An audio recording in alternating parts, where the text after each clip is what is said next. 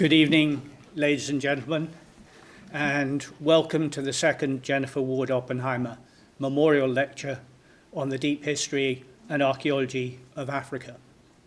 It's so nice to see so many of you here in the room and online, so thank you all very much for coming. And apologies if I start coughing. I've come down with a rather bad head cold in the last couple of days. My name is Paul Lane, and I have the good fortune to be the first incumbent of the chair in the Deep History and Archaeology of Africa here at the University of Cambridge, and named in Jennifer's honour. Now, as many of you may know, Jennifer Ward Oppenheimer trained as a biologist and had a deep fascination with the story of human evolution on the African continent, Africa's diverse cultural traditions and their origins, and the continent's equally diverse wildlife and ecosystems and their protection for future generations. These annual lectures are intended to celebrate those interests and also her commitment to enabling African scholars working in these fields.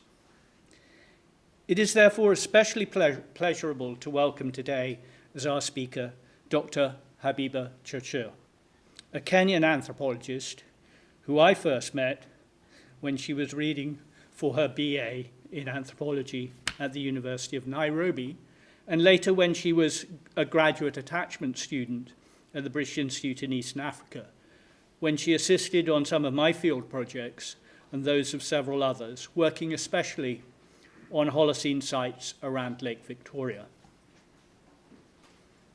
But something must have been deeply traumatic about that experience, however,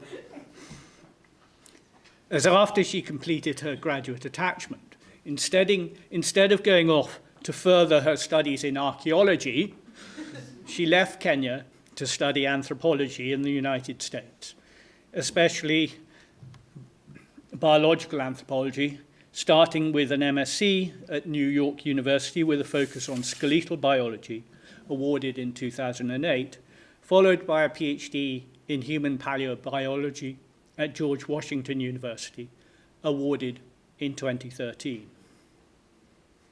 So if truth be told, I suppose that I have to count her, through no fault of her own, as one of my failed efforts at mentoring.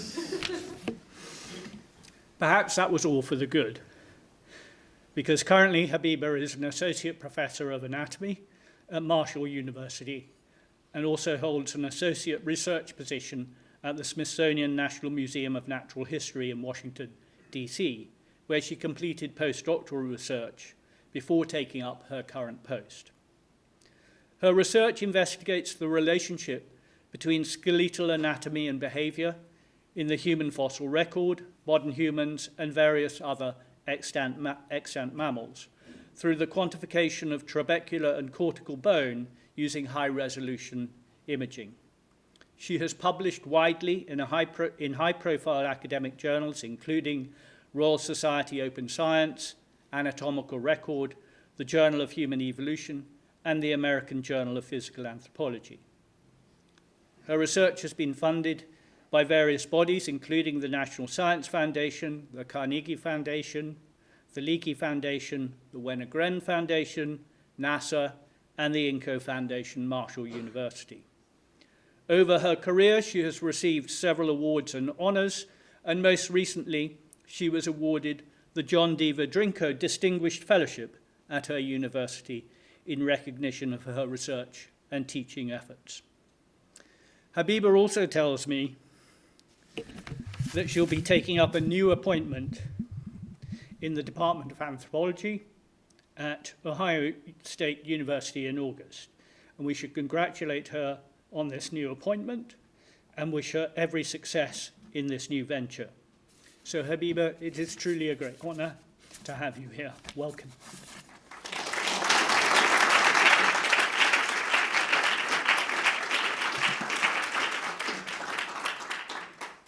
Thank you very much, and thank you, Paul, for this invitation and that lovely introduction. I want to say that when I first went to Paul seeking some research experience, he opened his door to me. I did not know much. He gave me opportunities for to be exposed to research, first in the lab within the British Institute, and then later in the field. And I have to say that really set me up on the career path that I eventually chose, in that it opened up, the experiences he offered me opened up opportunities for me to think about pursuing a PhD, to think about going into academia. So for that, Paul, I'm very, very grateful. So with that, thank you for being here today, and I'm going to talk to you about what we call skeletal gracilization, or gracility in modern humans. And that means, when I'm mentioning skeletal gracility, I'm referring to the fact that our bones tend to be lightly built, so we are weak, so to speak, compared to our ancestors and our closest living relatives, the chimpanzees. But we'll get into it in a little bit.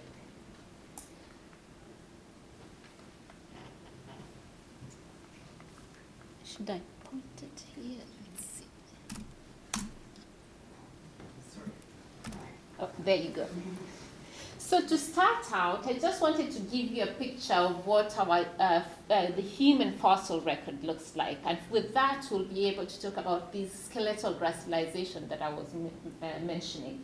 So if you look at this tree of what we know about the human history, you see that by... it's responding slowly. So you see, by about 6 million years, 7 million years thereabouts, we have the earliest hominins that we know, including some of the Ardipithecus group here, which are our earliest possible ancestors. Then about 3 million to 4 million thereabouts, we have this group that are called the Australopithecines. And then here on the side, we have the Paranthropines, who are the megadont hominins. They had large teeth, large faces, and probably fairly diminutive bodies in regard to body mass. Then about 2 million years, or 2.5 million years, you see the emergence of our genus Homo. And then you see a proliferation of that genus into various species. So what I'm most interested in is this group and what happened to them and what traits persisted on to the present day. So I'm going to show you another chart representing what I just showed you in the previous tree, but in a different way, right? It shows you these early hominins from 6 million years to about 5 million years. Then you have the Australopithecines I was talking about in yellow, and then you have those in maroon, the large hominins. And then you see our genus in blue here. And that's from about, again, 2.5 million years. But what's interesting is, of course, we're just a little blip in this long history of human evolution, that we emerged, our own species, Homo sapiens, emerged about 300 years ago and continued on to be successful, and we left behind some of our other cousins, the Neanderthals and other species that we'll get into shortly. So with that, at that time when our genus emerges, 2.5 million years, we see some features that persist on to the present. And some of those features are what we might consider as uniquely modern human features. And they include having a narrow pelvis, having large joint surfaces, having short toes, having an adducted big toe, meaning that our big toe is aligned with the rest of the toes. And we also have long legs, although some people have challenged that more recently. But together, this suite of traits that I'm talking about, they are all related to the ability of our ancestors, such as Homo erectus and ourselves, to walk bipedally and in an efficient manner. And that allowed them to traverse the landscapes and enlarge their home range and leave the African continent and travel as far as Asia, and much later Homo sapiens traveling all the way to Australia and the Americas. So now, among these traits that we are referring to as being uniquely human features, I'm going to propose to you today that we also have lightly built skeletons that we should include in these traits that we are considering as uniquely human. And what really my lecture today will touch on is the evidence that we have of what the case that I'm making, that we have light skeletons. And when we are talking about light skeletons, we are referring to the amount of bone that we have, how dense that bone is, and various shapes. And to get to that, let me just give you an example of what we're talking about. So there are different ways of assessing skeletal gracility or lightness. And one is looking at cross-sectional geometry. And essentially, if you take a cross-section across a long bone, you can get an idea of how strongly built a bone is by looking at its shape and how dense the bone is and the amount of bone that's there. So if you look at these two examples of a section through the thigh bone of a chimpanzee compared to a modern human, you see some interesting differences. That in a modern human, you have a lot of bone in this area that's represented by black. And you also see that the shape is ovular. When you look at a chimpanzee, you see a more circular, more rounded shape and less bone if quantified. And this relates to how we use our limbs, that we, modern humans, are putting our weight on 2 limbs. So we are loading them quite extensively, while the chimpanzees are distributing their weight over 4 limbs rather than 2. And that gives you an indication of how strong the bone is. So that's just introducing you to this idea of how we measure gracilization. Now, I'm going to back up a little bit and give you a bit of a history of what we have known over the last 20, 30 years about skeletal gracilization. So in the 1990s, we have people like Chris Raff looking at the strength of bone, comparing modern humans and Homo erectus. And when I'm talking about modern humans, we are referring to humans from about 100,000 years and those from the Holocene that we are referring to as recent modern humans. And what Chris Raff and Eric Trinkaus and Clark Larson, what they showed us is that when you look at that cross-sectional geometry or that bone strength in the femur, you see a pattern in which this line here, this bold line representing our recent modern humans from the Holocene, that we are actually lightly built compared to these other species, Homo erectus and early modern humans. And again, if I draw your attention to this, if you look at Homo erectus here, you see quite a bit of bone all around. We look at early modern humans, from about 100,000 from the Paleolithic thereabouts. You don't see it's less bone, and when you look at a recent modern human from the Holocene, you see even less bone there. So there's a pattern that's emerging, but this is the earliest of the work. Then you see a continuation of work by Chris Raff, who really pioneered this kind of research in cross-sectional geometry. Here is a graph comparing femoral the strength of the thigh bone and the strength of the arm bone. And what he did, he took these hominins from East Africa, from Kenya in particular, this Kenya near 1808, and Turkana boy, shown here. And he measured that cross-sectional geometry of their limbs, and when he plots them out, you see that these two guys fall within the range of chimpanzees, in which these are represented by the black squares. And here we have recent modern humans. So one of them is quite high up in strength. Turkana boy is not as high up as KNME 1808, but rather still within that range of variation. And they stand out away from the recent modern humans. So this shows or demonstrates a greater bone strength or greater robusticity, which is the opposite of gracilization compared to recent modern humans. All right, same thing here, another graph that shows when you plot Australopithecus afarensis, which is an Ethiopian fossil, and you include members of the genus Homo, and you include recent modern humans from the Holocene, you see somewhat of a pattern of a decline in bone strength, but still a lot of variation here.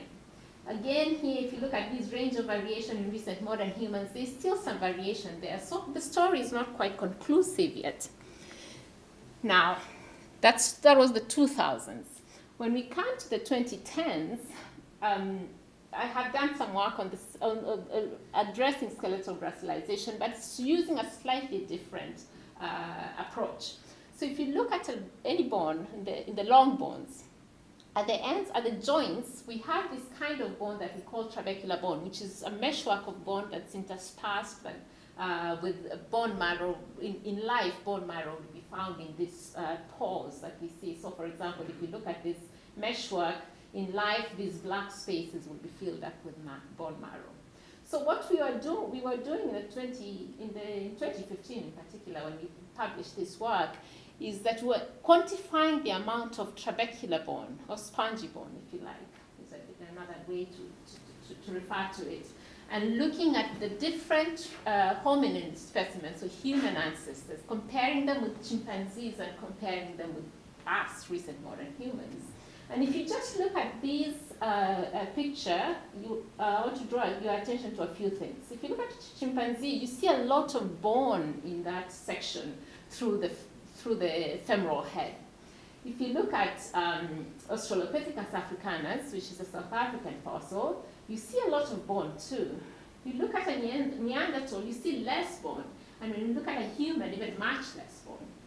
When you look at the hands, you see a similar pattern in which chimpanzees are quite dense in the amount of bone they have.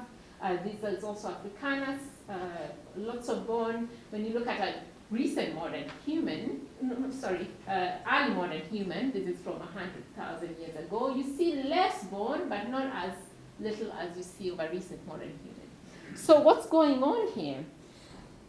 If you quantify what I've just shown you in that picture in a chart, you see a clear pattern in which the recent modern humans stand out as having low bone density, meaning that we are gracile. So you're thinking about, well, it looks like we are gracile. But at the same time, when you're doing this research in the 2010s, 2015 in particular, other colleagues were finding something slightly different. That if you compare agricultural groups that we think were not traveling long distances, were not extremely active, and you compare them to hunter-gatherers that are traveling long distances, you find that hunter-gatherers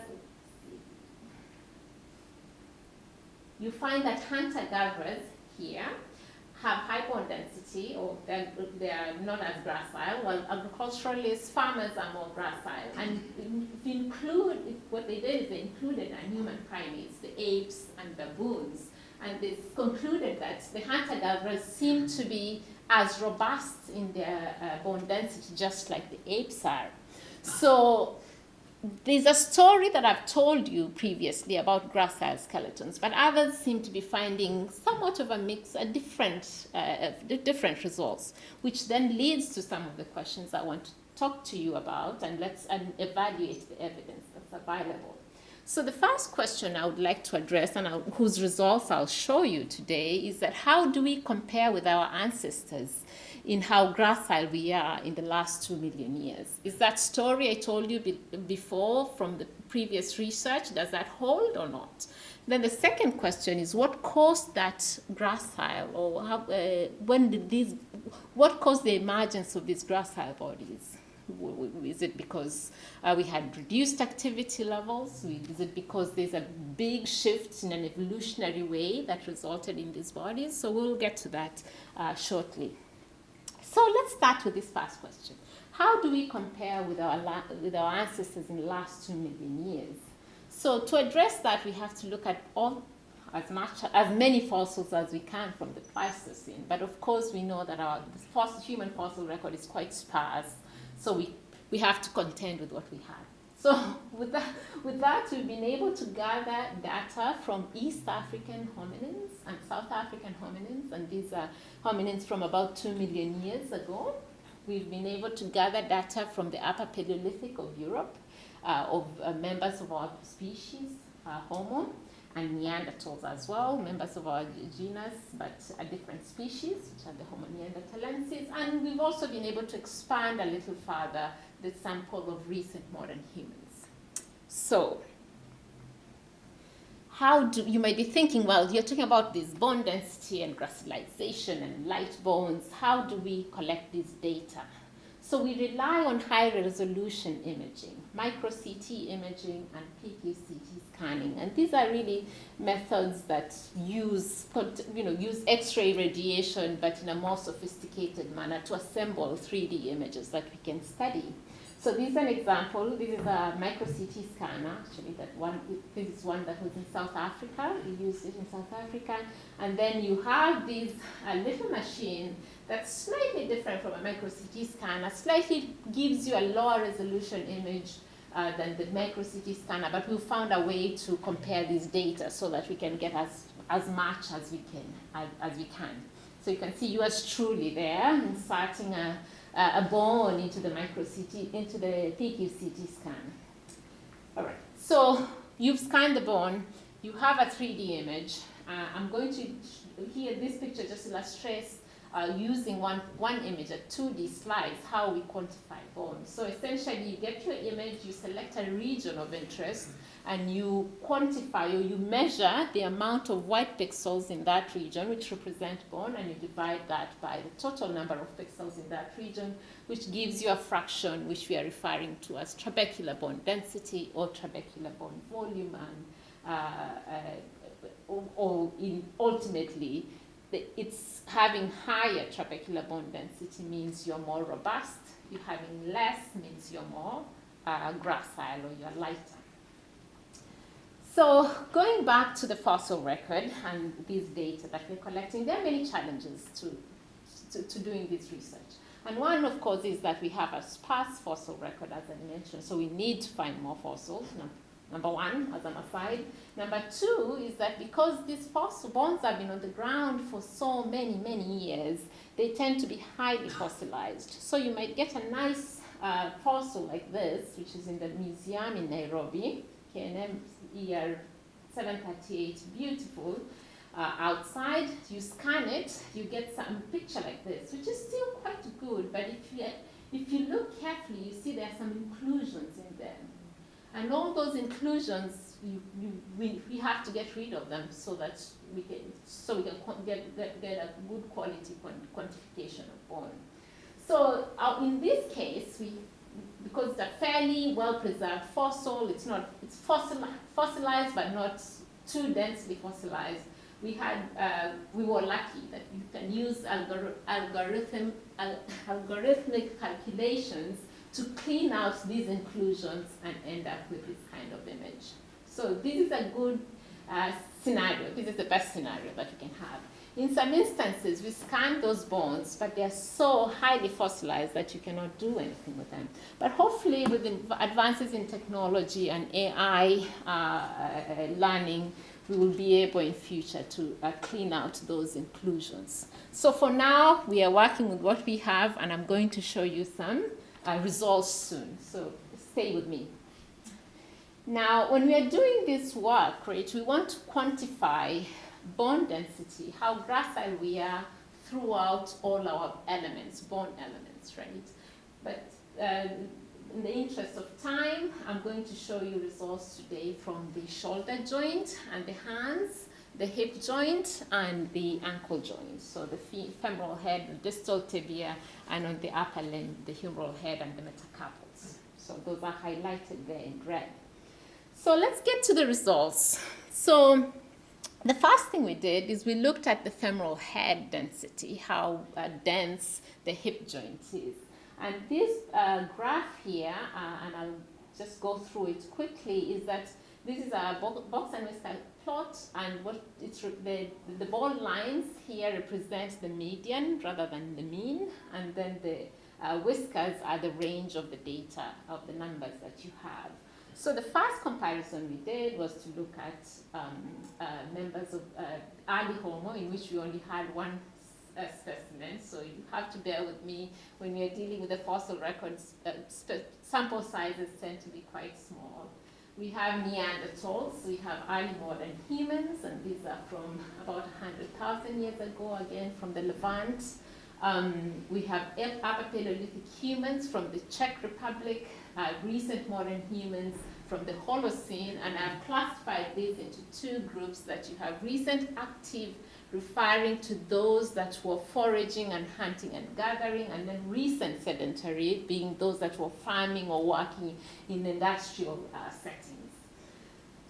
So let me show you, if you include the Australopithecines, South African fossils, Australopithecus sediba, Australopithecus africanus, and this one guy here, we are not quite sure where it falls, if it's if it's an Australopithecine or something else. You see an interesting pattern of high bone density all the way, a slight decline here, but the story is really in the recent modern humans that if you put together, whether you're looking at the recent sedentary group or the active group, all of them are significantly lighter compared to even the Upper Paleolithic humans from only 26,000 years ago. So that's in the femur head, the hip joint itself. But if you look at another location, this is the femoral neck, so I'll point at this circle here. It's a comparison of chimpanzees. One specimen, we don't know which species it belongs to, from East Africa, from northern Kenya in particular, 1465. Also the same one we saw previously, 738 from northern Kenya, and recent modern humans. You see, yes, modern humans have low bone density compared to chimpanzees. But interestingly, there's one guy here who we don't know which species it belongs to, looks similar to modern humans, while this one looks more similar to chimpanzees. So it's an interesting pattern, but what I think where we don't see that continuity of similarity that I was talking about, I think what's happening here is that we have a signal of activity as we use our, the femoral necks are engaged quite, or are loaded quite strongly during locomotion. So there might be differences that are related to locomotor behavior there. So again, variations that are dependent on the location. Now, when we turn our attention to the shoulder joints, we have similar, well, some of the same species we talked about previously, but not all of them are represented. So, for example, we have Africanus, but we don't have Sediba here for the shoulder, right? The problem being that we have a sparse fossil, human fossil record. We have Neanderthals, we have early modern humans, we have Upper Paleolithic humans here, and then we have our recent modern humans. The recent modern humans, again, still stand out. But interestingly, though, when you look at the Upper Paleolithic and the recent active groups, there's a bit of an overlap. So this is speaking to, I think, to the fact that, of course, Upper Paleolithic humans were hunting and gathering just similarly as our recent active groups were. So you're seeing a signal that's more activity related than anything. And I'm going to zoom in a little bit further and from that previous chart and just select the farmers and the Upper Paleolithic humans, and you see that nice contrast in that the Upper Paleolithic are more robust. So we have gracile, recent modern humans, gracile farmers to be specific. So if we come back to this question that I started with, how do we compare with our ancestors in the last 2 million years? With the evidence we have, it appears we see a pattern of recent gracile morphology, but variations exist depending on what you are, depending on the location and whether you are looking at the shoulder joint or the hip joint. So if indeed, then we have gracile bodies, and these gracile bodies are a recent phenomenon. What is driving it? What caused it? All right, so there are two things I have here in mind. Our traditional view is that activity is the main driver of these gracile bodies, and I'll show you why in a little bit. The other thing that I think might be happening is that we have an additional explanation or alternative hypothesis, if you will, that is we have a shift in behavior in what's called the self-domestication hypothesis that's resulted in these lightly built skeletons that we have. And I'll talk about these in the next few slides. So if we start with the relationship with bone and activity, so why do we have gracile bodies? Perhaps it is because of reduced activity. So if you may be wondering, well, what's that relationship? So I wanted to illustrate that to you in a little bit here in this slide. That over the last about 140 years, we know that we've learned that when we put loads or stresses on our bones, such as if we are running, we are walking, we are engaging in kinematics that result in bone loading, our bones increase in volume and density, and they change in their alignment to stay robust. So this is a nice illustration of this, in which we have a section, a section through the hip with the femoral neck, right, at the hip joint, of fetus up to a child of 24 to 36 months. And if we look at the fetus here, we can't really quite make out what the bone is doing here. If we look at a child, a toddler, one that's almost a toddler, 6 to 12 months, you see some interesting patterns where there's greater spacing. So the white is bone, the black is air spaces where marrow would be in life. You see greater spacing, more bone. By about the age of 24 to 36 months, you see you even see more bone, and you see a nice alignment of bone in this direction, superior, inferior direction, up and down. And that's when we know that that's when children are becoming really good at walking. They're no longer crawling, they're walking around, running around, giving a very hard time keeping up with them, and that's consequently you see that nice pattern of bone alignment. So how does this happen? Of course it is complicated, just like many things in our bodies are complicated.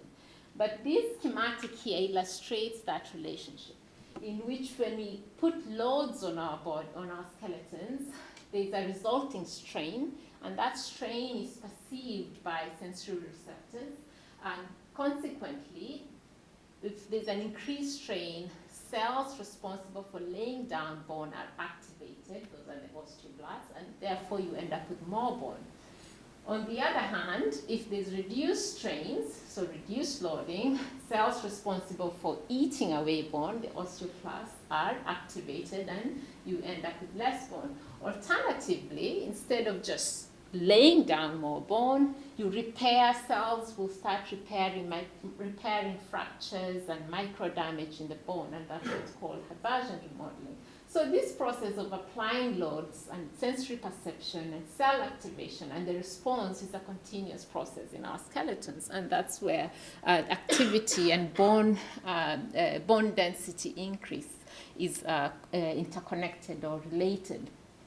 So coming back to where that idea of activity being the driving force for skeletal gracilization, then it probably is, and a lot of people agree that this might be the driver, that when we look at our bones, so these are sections through the hand bones that we see as recent modern humans, we have light bone density, and that's when it corresponds with the time in which we started settling down and domesticating plants and domesticating animals and living in communities in which we are no longer traveling long distances to hunt and gather.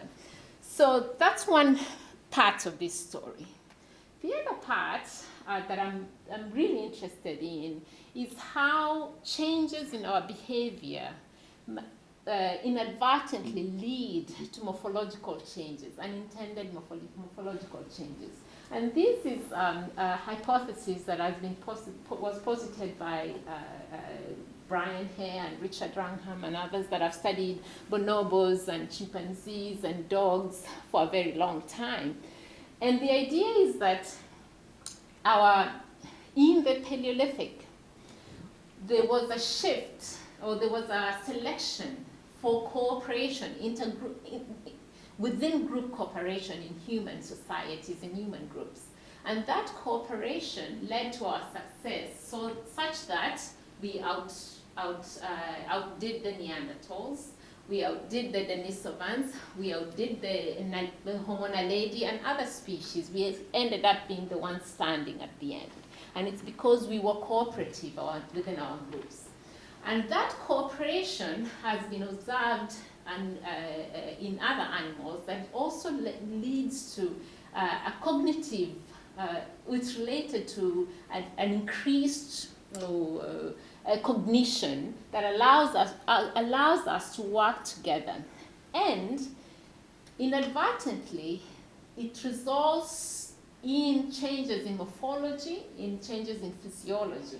And what's interesting in particular relating to gracilization is that we know in the Holocene, our skulls are changed. We have a slightly reduced cranial capacity compared to our predecessors from the Paleolithic, before the Holocene. We also have slightly reduced brow ridges. We have rounder crania. We have thinner cranial vaults. Okay, so there's a gracilization that's happening in the Holocene just from the evidence from the cranium. And the other thing that's interesting is that, of course, we don't have the physiology or the tissues to measure, whether it's hormonal levels and so on. But some of this is preserved in the fossil record. But skeletons can tell us something about correlations with hormonal levels, such that if we look at the digit ratios that tell us something about the amount of testosterone that was present during our development in utero, quite early on during development. And the evidence suggests that we have, overall, modern humans, we tend to have higher levels of this homoserotonin and oxytocin that are related to friendliness or to cooperation, as it were. So this is just giving you a bit of a foundation of where I'm heading with this. So if we are thinking we are gracile, and perhaps that's related to our selection for cooperation, which resulted in these morphological changes, perhaps we can look at animals that we think underwent self-domestication. Okay? And I'll back up a little bit just to clarify that self-domestication is what happened with dog domestication, in the sense that it was a mutualistic relationship with humans rather than a situation where humans are selecting for certain traits. So dogs come to wolves come into human settlements, they start eating our refuse. Ultimately, we start learning that, these dogs are useful to us. We can use them for X and Y and Z, right? So that a bond or a relationship bond forms that way. And the friendlier the dogs, if they're less afraid of us, then they keep coming close. The friendlier the wolves, they keep coming to us, then they end up being the dogs that they are today. And we see that in also their morphology, that they have a reduced cranial capacity compared to their ancestors, the wolves.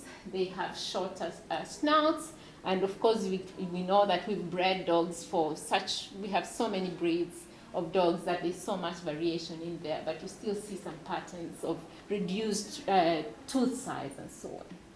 And if you look at bonobos and chimpanzees also, you see a similar pattern, that bonobos have a little bit more gracile compared to chimpanzees, and they're friendlier. They use cooperation more than the chimpanzees do. So all this together, add one more thing, is that there was this silver fox experiment that was done in Russia, in which these two researchers, Valiev and Chart, bred 10 strains of foxes and aggressive lines of foxes, strains of foxes, and they also had controls. And what happened in the end is that the tame foxes ended up being having traits that were unintended. They were being bred for behavior, for tame behavior. But in the end, they ended up with these droopy ears, curly tails, slightly smaller cranial capacity, and so on. And all of these traits are traits that we know are related to the domestication process. Okay? So with that, what do we do, coming back to gracilization? So my goal is to compare domestic dogs and wild canids to test this idea. Is it really that there are domestic dogs are more gracile compared to the wild canids? And why wild canids? Because, of course, the gray wolf is the ancestor of the dog, and you also want a comparison of other closely related animals. So we have the African wild dog, we have the dingo from the archaeological record, we have coyotes and black-backed jackals, the gray wolf itself, including the red fox, also closely related. And then, of course, we want to sample as many breeds of domestic dogs as one can. And in this study, or the results I'll show you today, will include those of the St. Bernard, the husky, the Greenland dog, and the greyhound. So thinking of that, let's look at some results. So if we look at the femoral head of the canids, again, similar box plots we were talking previously about, where you have the median is the bold line. If you look at the dogs, there's a large range of variation, but still they are significantly more gracile than all the other canids. The dingoes are also significantly more gracile than all the other canids. So there's a pattern that fits with that gracile morphology we're talking about. We zoom in a little bit and just look at the dogs, the wolf and the dogs. You see a great range of variation here, but put together still lighter in bone density than the wolves. Now, the other thing I should mention here is that this lower range is being driven by the greyhounds. They are quite gracile. The upper range here is being driven by the St. Bernards. They're quite heavy. But overall, they are gracile. So this is a nice story so far until we come to the humorous and things get complicated.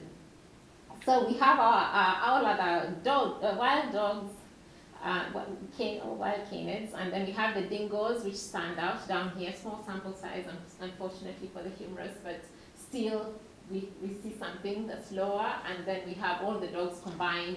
And the domestic dogs are gracile compared to all the other wild canids, except the wolf. They're quite similar in the shoulder joint. The dingoes stand out against everybody else. So again, no clear answers, but my thinking is that forelimbs generally tend in non-primate mammals, in cats, in dogs, in antelopes and so on, forelimbs tend to be used during running and locomotion more than the hind limbs are used to power the forelimbs to move forward. So perhaps that signal is what we are seeing all through, including the dogs there. So one other little thing I wanted to add regarding the bonobos and chimpanzees, because I mentioned that the bonobos tend to be self-domesticated, is that when you look at the hands, which I show here in a circle, we compared bonobos to chimpanzees, but we did not see a significant difference between the two. So really preliminary results.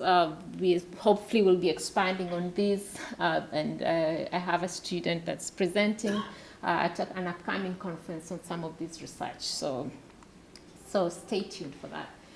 So let's come back to that self-domestication. So I gave you a little bit of a background of what's going on, what we know, and that there's still a lot to be done, obviously, but I wanted to show you the mechanism or the relationship of those two. And the relationship is that we know that there are stem cells that are referred to as neural crest cells that during development will be found in the neural tube, which is this yellow drawing. And those cells will migrate and have an influence on cells that will form teeth, cells that will form melanocytes, cells that are responsible for melanin formation, cells that are responsible for forming the adrenal glands, for forming the cartilage of the tail and the cartilage of the ears and so on. And what research has shown is that the migration pattern of these cells varies if you are a domesticated animal and if you're not. The other thing is that if you're a domesticated animal, that you have a reduction of these neurocrest cells. So that is what's leading to these changes in ears and tails that's leading to this cute quote-unquote pattern that we see in dogs and that we see those silver foxes that were selected for tameness. Now, how about what I'm talking about the postcrania? So for the postcrania, the problem is that, of course, we use the postcrania for locomotion and other activities. So it's hard to differentiate the effect of this selection, as it were, and the effect of activity. But I think what's going on is that as these neurocrystals are affecting the adrenal glands, and therefore the adrenal glands are becoming small, and if you have small adrenal glands, it means also the hormones responsible for stress, such as cortisol, will be diminished. And if you have diminished cortisol, meaning it's easier to come closer to human habitation, it's easier to settle in with others, it's easier to there's an encouragement of prosociality, of friendliness, if you will. So these, I think, and well, to add on that is that there's evidence that, of course, that cortisol is related to or has an effect on bone formation. So there's a correlation there that I think we might ultimately get at. The last one of the data points I wanted to show you is this work. I have a student that just defended his master's thesis, and what he did is he looked at gray squirrels, and he compared squirrels from urban environments and suburban environments and those in the wild, more rural. And he found that if you look at cortical area, so amount of bone in the tibia, in the leg bone, you see that our suburban and urban squirrels tend to have more bone than the rural ones. And that, of course, we know that urban squirrels are busy rummaging through and eating our leftovers, right? They're busy eating our fish and chips and what have you, which is high-calorie foods, and they end up having larger bodies and more bone as it is. But of course, more bone does not necessarily correlate, or larger bodies and more bone doesn't correlate with a healthier behavior. But this is really interesting to see, but also complicates matters, right? So my work really is looking at what affects bone, and how can we tease apart all these factors I've been talking about. We know that activity has a role to play. I've shown you that hormones, such as what we see in the domestication case, self-domestication case, has a role to play, and nutrition has a role to play. How to tease them apart is still very tricky, but I believe by starting to document in a thorough manner the extent of gracilization, we might be able to find answers and ways of testing even more hypotheses, or testing that self-domestication hypothesis as I was talking about. So coming back to those questions, essentially just winding down here. So how do we compare with our ancestors? We seem to have light bodies that are an recent origin, but variations exist depending on which region you're looking at, which anatomical region you're studying. What caused those gracile bodies? Certainly, I think activity has a key role to play, but I also think the idea of selection for behavior that leads into changes in morphology likely has a role to play too, but more work is needed. So to summarize, we've talked about I've shown you that gracile skeletons are likely a recent phenomenon. Activity likely has a significant effect on gracilization, but it's not the only explanation. That domestic dogs seem to display this gracile pattern compared to their wild counterparts, but in some elements, and that's potentially because of domestication, but still more work is needed. Then lastly, that bonobos compared to chimpanzees do not conform with the self-domestication hypothesis, but that work really looked at the hands, and we know the hands of bonobos and chimpanzees are used during locomotion as they knuckle walk. So the effect of activity likely obscures those patterns in the hands. And then one last thing on this summary slide is that this kind of work has implications for understanding our evolutionary adaptations. We know when we look at chimpanzees and bonobos and we compare them to us, we are really highly susceptible to osteoporosis, while they are not. Even those chimpanzees that live in zoos for extended periods of time are less likely to show osteoporotic bone the way we do. So the thing is, we are basically starting at a disadvantage, right? We already had something that happened to us earlier on that resulted in light bodies, and therefore we start the race already susceptible to bone disease.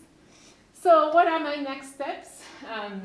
We need to expand those samples from the Pleistocene, and especially the middle Pleistocene, where there's a big blank section that we haven't sampled. We haven't looked at Homo heidelbergensis. We haven't looked Homo naledi. We haven't looked at lots of these European fossils that are closely related to us.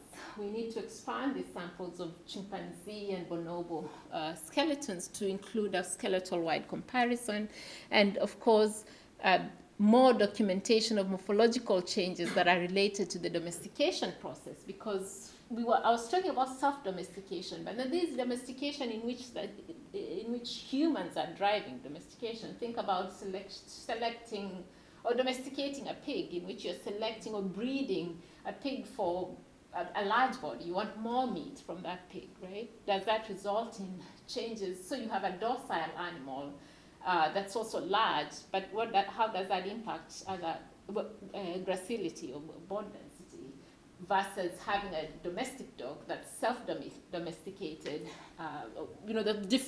This speaks to the different pathways in which domestication occurs.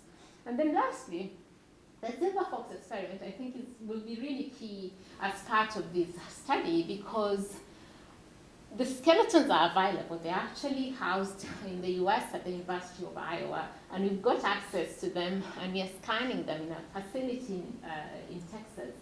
And the beauty of these silver foxes is that because they are not roaming around, they're kept in cages, so it controls for activity. So that might tell us something a little bit more. There's already evidence that shows the tame silver foxes have small canine sizes compared to the aggressive ones. So I'm quite optimistic that we might have some good results there. So with that, I would like to thank many people, but I'll start by thanking all of you for being here today, for attending this lecture. I would like to thank the university and for hosting me, and especially to thank Paul and Matt, Emma, Imogen, everybody that facilitated my presence here today. I would like to thank various institutions that have supported my work, whether through funding or whether through access to specimens. And then lastly, of course, students that have worked with me over the years to help me move forward my work. So with that, thank you very much.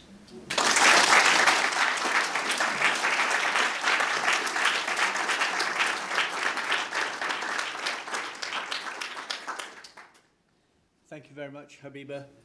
The convention is that we don't take questions after the lecture, but you're welcome to join us for a reception at the McDonald Institute and chat with Habiba there. But I'd like to invite Dr. Mark Dibble to present a vote of thanks. So, Mark. Thanks, Paul. So it's my privilege to have been asked to propose this vote of thanks to Dr. Chirchir. On behalf of all of us, I'd like to thank Habiba, if I may, very much for her excellent lecture. The best and most enjoyable science to do and to hear about, as we just have, is science that is confident and creative, which connects previously unrelated phenomena, and which opens up new lines of inquiry, new questions, new hypotheses. And in a mature field like biological anthropology, the opportunities to do that are, I think, increasingly rare, but that creativity is exactly what we see, I think, throughout Habiba's work. The first step in this is a willingness to move beyond the assumption that variation in trabecular bone structure and in bone density is entirely a plastic response to physical activity. Plasticity is still important, and Habiba's own work has shown that, but developing the hypothesis that there was selection for skeletal gracility in human evolution is a really important correction. The second exciting step is then arguing that this skeletal gracility is part of a package of traits in humans that mirror that package of behavioural and physical traits that we see in domesticated animals, and which result from this process of self-domestication in our species that Habiba has described. This is an exciting and provocative hypothesis that ties into recent work on the evolution of human social behaviour. And that's unusual. It's unusual for the literature on the evolution of social behaviour to sort of dovetail with the literature on the evolution of trabecular bone structure, as they do in Habiba's arguments about self-domestication. And then the third exciting step is not just drawing analogies between humans and other species, but actively engaging in improving our understanding of those other species and a variation in bone density in other taxa. So I think this work is an example of the fact that important comparative insights into human evolution come not just from studies of our closest taxonomic relatives, the primates, but from species that have faced similar selection pressures and environmental stresses to us, as is the case for domesticated animals. This is the second time in just over a year that I've heard Habiba present her work. The last time was in a basement at University College London, which, as a less ritualised occasion than an annual lecture, did allow questions and answers, of which there were many, and a very lively discussion. While we don't have a Q&A right now, I'm pleased to say, as Paul's already said, that we do have plenty of time and space for discussion over a drink back at the MacDonald Institute, to which everyone's warmly invited. So before we head over for a drink, please join me in thanking Habiba once again for her lecture.